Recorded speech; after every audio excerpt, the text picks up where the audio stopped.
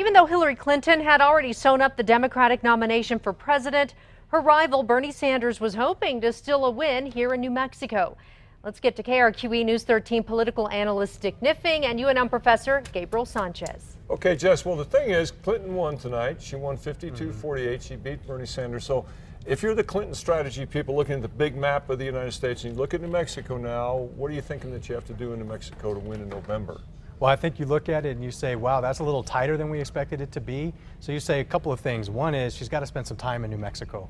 She bypassed us this time around, so in the general, she's going to actually have to be out here and visit and campaign, not just send former President Clinton. And I think you're also going to have to look at securing all of those Sanders supporters. You know, that's a substantial number of people. 90,000. 90,000 of them, yeah. That's a good chunk of folks. How are you going to move them over to her side? I think those are the two things that What are you hearing from the New Mexico Sanders people about where he's going to go and what's going to happen? You know, a lot of folks are speculating that they thought obviously he was going to do better tonight. We'll see what happens in California. But I think folks are saying that he's going to hang all the way through the convention and try to make an argument for some of the superdelegates. I'm also hearing that he might even venture into running as an independent. And that just makes things even more crazy than they already are. How hard will it be for Donald Trump to win New Mexico?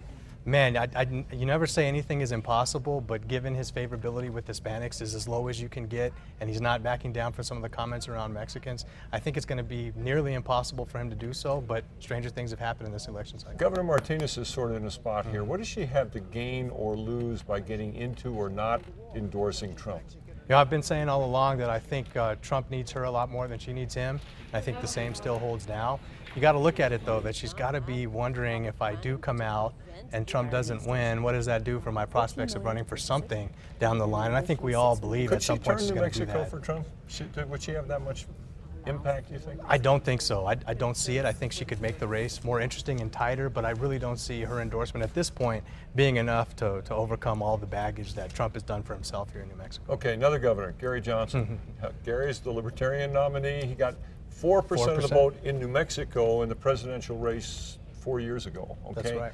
So what do you think his impact would be in New Mexico this time? I think he's going to do better than 4%. He's got a lot of traction to the issues that he cares about, economic development. That fits very well with his narrative. And the stuff he's famous for, legalization of marijuana, does not seem so out of the ordinary now. So I think he will do much better this time around, and it's another bad thing for the Trump supporters. I think he will steal votes away from Trump, and that just makes the path for Hillary even easier. 20 years ago when he was pushing legalization of marijuana, everybody thought he was crazy, and now there it is. He was ahead of his time. It's, and he's not, his being in this race hurts Trump, obviously, in New Mexico. I'm just talking about New Mexico now. Hurts Trump.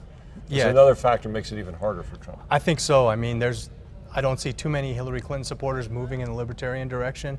And I think in terms of economic development, that's definitely going to hurt Trump. Okay. When we come back in a little bit, we want to talk a little bit about this County Commission District 2 race. You know, the whole future of that Central Lena development, the huge development in which they've already put millions of dollars, could hinge on this, and right now it is that close in that three-way race. That close. So we'll be back in a little bit. That race matters. It does matter.